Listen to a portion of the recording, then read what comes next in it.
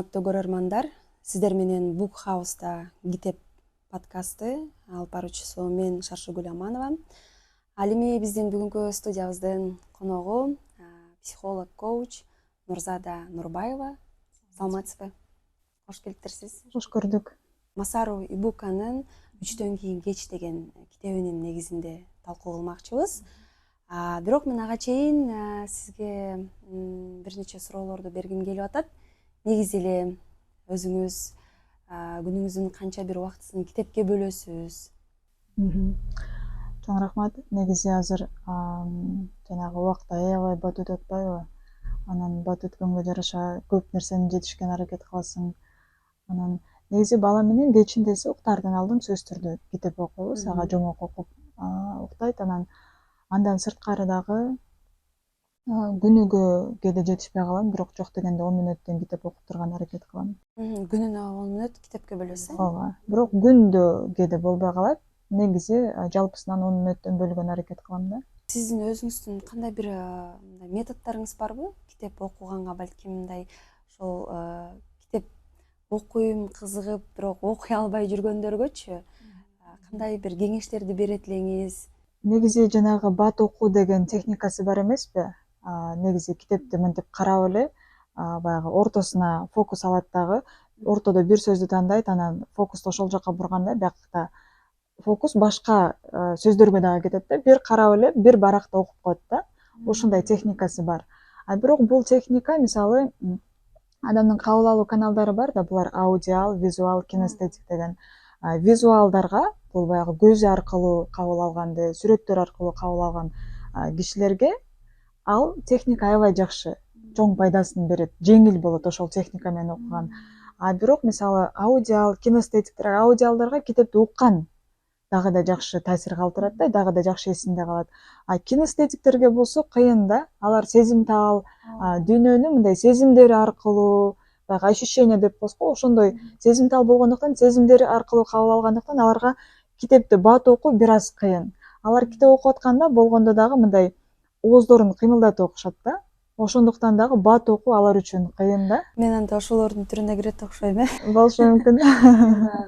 Окуганда ушундай окуйм да, жай окугум келет, кандай эгер түшүнбөй калсам кайра артка кайрылып, же бир сөздөрү мындай түшүнүксүз сөздөр болот, ошону чийип коюп, аны кайра башка жактан карап маалымат алып, түшүнүктүү жакшы. Вот сиз психолог катары мындай кандай айта аласыз, китеп адамды өзгөртөт дейт да, буга кошулса болобу? Кошулам. Сөзсүз себеби китеп биздин ой жүгүртүүбүздү кеңейтет да. Биз баягы рамка ичинде, чектөөлөрдүн ортосунда ой жүгүрткөнү ошондой түрдө чоңоюп өстүрүлгөнбүз да.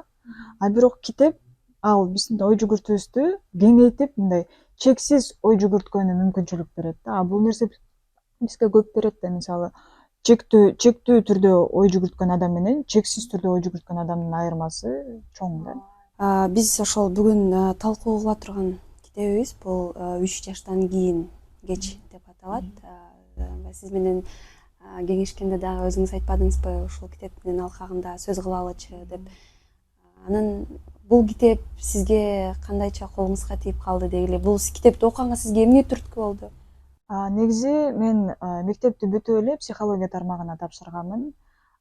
Буга баягы аң сезимдүү түрдө кадам таштап окугам да бул тармакта. Анан ошол учурда эле мектеп кезимде эле ошондой психология тармагына кызыгып жүргөм.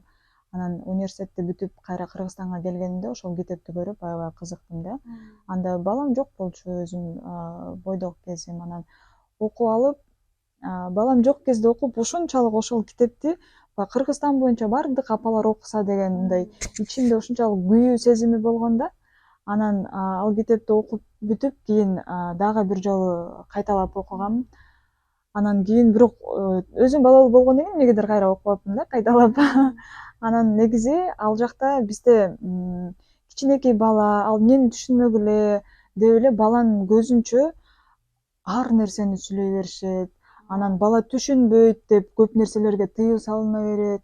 Балага болбойт деп мындай баланын кабыл алуусун, өнүгүүсүн бизде ошол боюнча түшүнүк бир аз башкача да.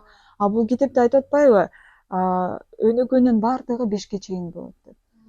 Негизи китепте дагы айтат, психологияда дагы негизи көптөгөн институттардын изилдөөсүндө айтылат да, 5 жашка чейин баланын мээсинин 80% калыптанат дейт. 3 жашка чейин 60-70% калыптанат. Бизде бала качан 3 жашта бала бакчага барат да. Мээси 70% калыптанып бүткөндөн кийин, анан 6 жашында, 7 жашында мектепке барат, 80% калыптанып бүткөндөн кийин. Негизи дагы айтылат, 5 жашка чейин жасаган балага жасаган салым кийин 85% кайтып келет экен да. Кийин уже 17 жаш, 18 жаштан кийинки жасаган салым анын 15% гана кайтып келет да, элестетсеңиз. Биз бала 3 жашка чейин үйдө отурат, көчөгө чыгып, көп мындай маани берилбейт да, көп нерселерди үйрөтпөйт, үйдө отуруп эч ким аны менен китеп окубайт, сүрөт тартпайт. Анан кийин кымбат баалуу университетке жөнөтөбүз, анан эселеп акча коротобуз, анын кайтарымы аябай төмөн. Ооба, дал ушул сөздөрдү дагы автор өзүнүн китебинде аябай баса белгилеп айткан экен да. Баягы силер ошол куракта баягы дыкат алектенбесеңер балаңар менен кийин баягы аракет кылганыңар деле бул баягы эми көп жыйынтык бербейт дегендейчи. Анан автор дагы бир жакшы нерсени айтыптыр да. Мен бул китепти ушул апаларга жардам болсун деген мааниде баягы жаздым депчи. Анан мен дагы бул китепти башында мындай мурун бир аябай бир сенсация болбоду эле. Ушундай китеп чыгыптыр деп анда окуганда, анда балалуу боло элек болчумун, мындай эле окуптурмун да. Көрсөт кийин азыр балалуу болгондон кийин бул таптакыр. Бул жерде туура эмес турбайбы? Бул жерде чын эле деп аябай мындай өзүм менен салыштырып баштадым да. Анан сизге апа катары бул китеп жардам бердиби, берип атабы? Албетте жардам берет. Бул 5 жашка чейин мисалы балага бир нерсени үйрөткөндө, биз бала, мисалы мен азыр барам, сүзүүгө барат да. Азыр 1 айда үйрөнөт, 4 жаштан өтүп калды. 1 айда сүзгөндө үйрөндү да балам. Эгер балам 6-7 жаштан баштап барганда, ал сүзгөн жок дегенде 3 ай убакыт алат да. Ооба. Ал 5 жашка чейин баланын мээси мындай губка сыяктуу эле да, бардык нерсени соруп алганы, үйрөнүп алганы, ошону дароо жасай калган даяр болуп турат да. Ушунчалык бат кабыл алуусу. Бала чоңойгон сайын ал кабыл алуу төмөндөй берет да. Ошондой эле мисалы азыр өзгөчө тил өнүгүүсүндө кечең деген балдар аябай көп да. 3 жашка, 5 жашка чыкса деле так сүйлөбөйт, кеч сүйлөйт. Мунун арты эмнеде жатат? Баланын майда моторикасы менен тил өнүгүүсү бир да. То есть баланын тилине жана майда моторикасына жооп берген бияктагы мээдеги бөлүкчө бир. Бала канчалык майда моторикасы менен иштешсе, ошончолук интеллекти, ошончолук тили дагы жакшы өнүгөт деген да. Бизде кандай мындай балага көп ручка бербейбиз. Үйдө мисалы бала күрүч кармагысы келет, унду кармагысы келет, аны карматпайбыз, чачасың дейбиз да. Бирок ошонун баары ошол жакта жатып атпайбы? Азыр балдар көбүнчөсү эле эмне кылышат? Гаджет менен отурат, YouTube'дан көрөт, анан кошуна менен чыгып ойнобойт, мындай сүйлөөгө аракет кылбайт дагы, ооба. Анын ордуна бүт нерсе сүйлөйт, YouTube'да баары жанагы каармандардын баардыгы сүйлөйт, өздөрү суроо берип, өздөрүнө жооп берет, оюнчуктардын баардыгы үндөрү менен да. Биз кичинекейибизде кандай жанагы чыбыктарды эле бириктирип, кукла кылып эле бири-бири менен сүйлөтүп, мисалы бири-бирибизге конокко барып, биз тилибиздин сүйлөөсүн дагы мындай түрткү бергенбиз да, аракет кылып, балдар менен аралашып, билбеген сөздөрүбүздү үйрөнүп, социалдык жөндөмдөрүбүздү үйрөнүп да. Азыркы балдарда андай нерсе жок да. Ошондуктан мисалы өзгөчө тил өнүгүүсүндө 3 жашка чейин, 5 жашка чейин көңүл бурулбаса, атасы кеч сүйлөгөн же болбосо кошунанын баласы деле мектепке барып сүйлөп кетиптир. Ушундай бир кайдыгер мамиле да. 5 жашка чейин шултообу же ошондой түрдөгү бир адам мамилеси деп коебузбу? Кайдыгерлик десек, ооба. Кайдыгерлик. Баланы 5 жашка чейин тийиштүү адиске алып барып, ошол нерсесинин үстүнөн иштеп калса, ал 1 ай эле убакыт талап кылат. 5 жаштан кийин 6 жашка, 7 жашка чыкканда, мектепке барып баштаганда ошол эле дарылоону ата эне 6 ай көрсөтүлсө керек да балага. Убакыт айырмачылык ошончолук чоң да. Ошон үчүн бул жерде Масару Ибука дагы ошончолук 5 жашка чейин, 3 жашка чейин үлгүрүш керек деп басым жасайт. Ошол нерсеси мага аябай эме да, жагат да. Ошол нерсени бизде бардык апалар түшүнсө, чоң апалар түшүнсө да, мисалы кээ бир учурда апасы алып барайын десе, чоң апалар ай жакшынакай эле баланы сен ар жактарга алып барып атасың деп мисалы тыюулар дагы бар да тилекке каршы. Чындыгында автор аябай мындай ар бир бөлүгүндө ушул мисалдар менен келтиргени дагы мага аябай жакты да. Сиз жогоруда айтып өткөндөй, мисалы баланы баягы мисалы жөндөмдүүлүгүнө жараша канчалык эрте мындай шарт түзүп берсе, ошончолук жакшы экен да баланын үйрөнгөнүнө дагычы. Анан бул жерде дагы айрым бул китепте баягы окуй электер да бар да, анан айтышы мүмкүн да жапон элинин мисалы үчүн тарбиясы биздин кыргызга туура келеби деген дагы айрымдарда суроо болушу мүмкүн да. Сиз кандай ойлойсуз? Бул жерде автор мисалы эч кандай менталитетке ал нерсеге басым жасабайт да. Негизи балдар бардыгы бирдей болуп төрөлөт да. Табула раса деп мисалы баягы ак кагаз сыяктуу болуп төрөлөт дейт. Анан үстүнө ошол кагаздын үстүнө эмне чимелесе ошол калыптанат дегендейчи. Балдардын бардыгы кинестетик болуп төрөлүшөт, сезимтал болуп төрөлүшөт. Алар бардыгы дүйнөнү ошол бул мындай колунун учу менен тааныйт да. Мисалы баягы өзгөчө бир учур келет го, жерден алып бүт баарын оозуна сала беришет. Бул мындай жаман нерсени бала атайын салып атат деген нерсе эмес да, ал ошол процесс, бул абдан маанилүү процесс, дүйнө тааным процесси да. Жерде болгон бардык нерсени бала оозуна салып көрүш керек. Бала эметт бул учурда, мисалы бул дагы абдан маанилүү процесс да. Башкача айтканда, тили менен, сезимдери менен, ощущениялары менен дүйнөнү тааныйт да. Жапон баласы деле ошондой болуп төрөлөт, кыргыз баласы деле ошондой болуп төрөлөт, батыштын баласы деле ошондой болуп төрөлөт да. Ошондуктан бул жерде баланын бир гана өнүгүү өзгөчөлүктөрүнө, өсүү өзгөчөлүктөрүнө басым жасалган, андай менталитет боюнча кеп деле жок да бул жакта. Демек сиз бул китепти ар бир болочокто эне болгондорго, энелерге сунуштайсыз, э? Анан дагы ушул китепте дагы бир нерсе мага жакты. Көп мындай кайра кайталап окуп, өзүм да ойлонуп калдым да. Баланын ошол акыл эстүү, негизи эле кийин коомдон ордун табыш үчүн бул сөзсүз түрдө атанын да эненин да ролу чоң да. Анан ошол экөөнүн ортосунда дагы байланыш жакшы болуш керек дейт да.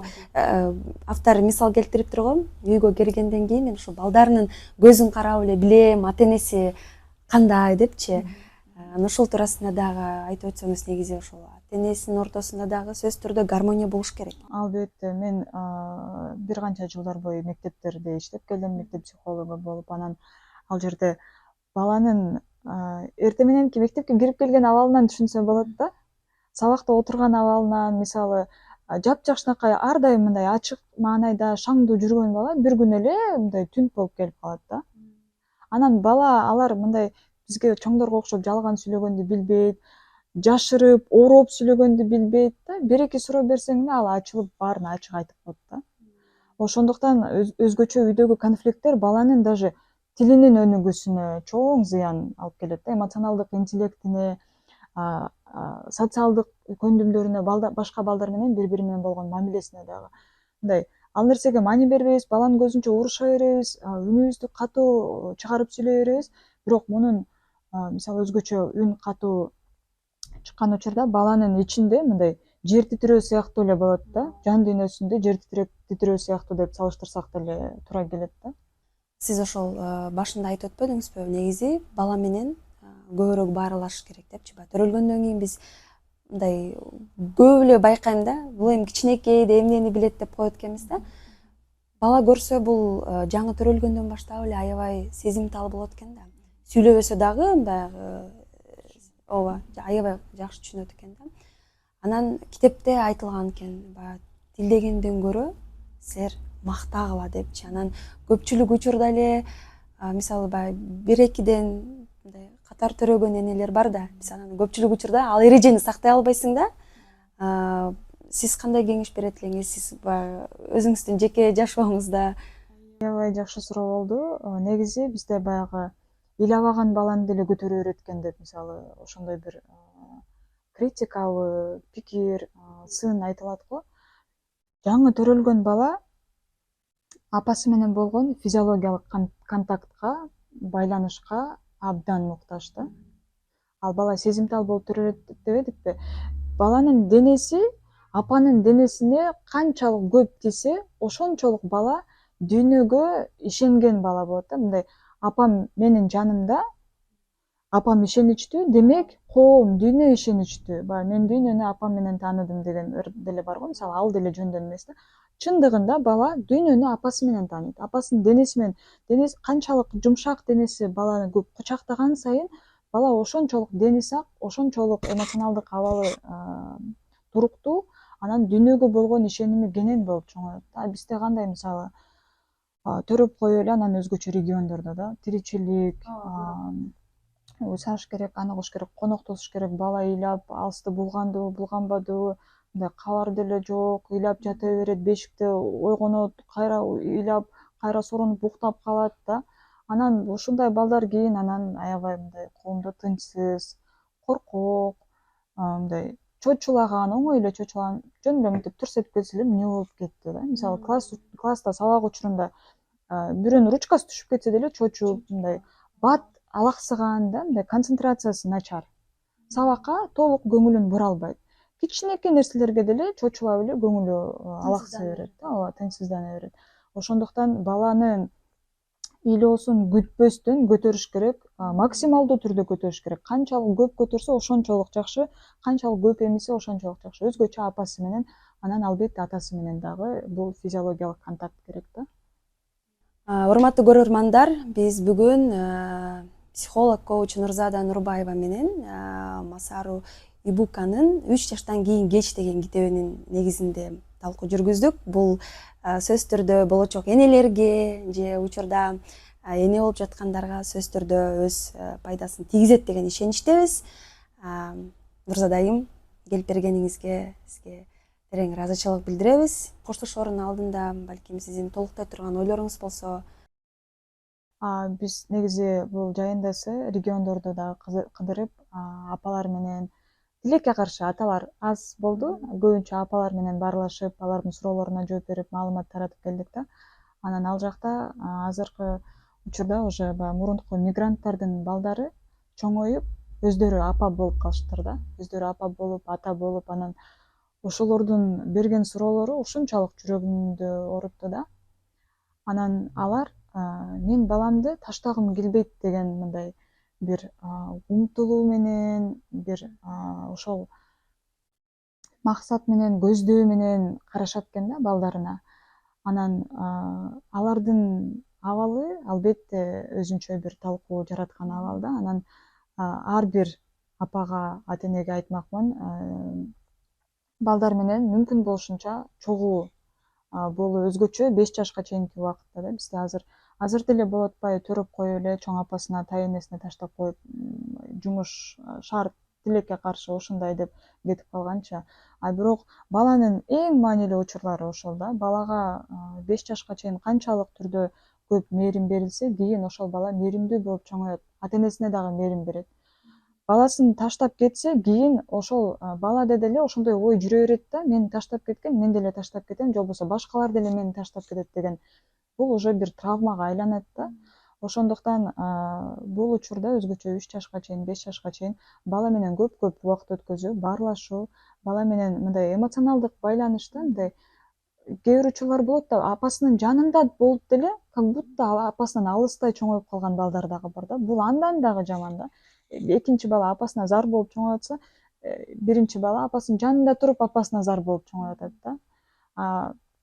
Бала менен эмоционалдык байланыш дегенде баланын көзүнө карап сүйлөшүү да, көзүнө карап эмоциялар менен алмашуу, суроо бала кандай, эмне сезип жатасың, кандай болуп атат, мындай жөнөкөй эле суроолорду берүү да. Чогуу ойноо, ошол учурда да мындай баланы жанында отургузуп коюп телефон чукулап, баланын жанына отургузуп коюп башка бирлөр менен баарлашып эмес да, аны менен чыныгы мындай чын ыклас менен, искренне деп коебуз го, ошондой мамиле күнүнө 15 мүнөт убакыт бөлүп, жок дегенде да, 15 такыр убактысы жок болуп атса, 15 мүнөт ошондой эффективдүү убакыт өткөзүү балага аябай чоң салым болот да. Өнүгүүсүнө ошончалык мындай позитивдүү таасирин берет. Ошондуктан бардык апаларга, аталарга айтып кетмекмин. Анан дагы бир нерсе, баягы аталар өздөрү байкабай туруп, өздөрү түшүнбөй туруп, апалар аркылуу балдарына зыян тийгизип алат да. Өзгөчө мисалы жумушунан келип, чарчап келип, бир маселе чечилбей калды, анан келип эмне кылат, аялынан чыгарат. Аялына катуу бирдеме сүйлөп коет, анан аялы эмне кылат, ал дагы бирөөдөн чыгарыш керек да. Кимден чыгарат? Келип баласынан чыгарат да. Ошондуктан жубайыңызга үйдө жакшы мамиле жасасаңыз, бул деген жубайыңыз сиздин балаңызга жакшы мамиле жасайт деген да. Сиз жубайыңызга катуу сүйлөсөңүз, ал 2 мүнөттөн кийин барып балаңыздан кайра чыгарып алат деген мындай логика да. Ошондуктан жубайлар арасында дагы, балдар менен ата энелер арасында дагы ар бир үй бүлөдө гармония мамилеси, бактылуу учурлар көп болуусун чын жүрөгүмдөн каалайм жана тилейм. Силерге дагы чакырууңуздарга чоң рахмат. Баланын эркин сындырган чоңдордун эң негизги мамилеси жаза жана сыйлык менен анын ички мотивациясын жоготтуруу дейт. Мынакей бул цитата Таяксыз тарбия деген китептен алынды. Ушуга окшош баланы тарбиялоодогу сизге пайдалуу боло турган китептерди Book House дүкөнүнөн келип алсаңыздар болот. Дил азык жана окуу басмаканасынан чыккан китептер. Андыктан биз сиздерди күтөбүз.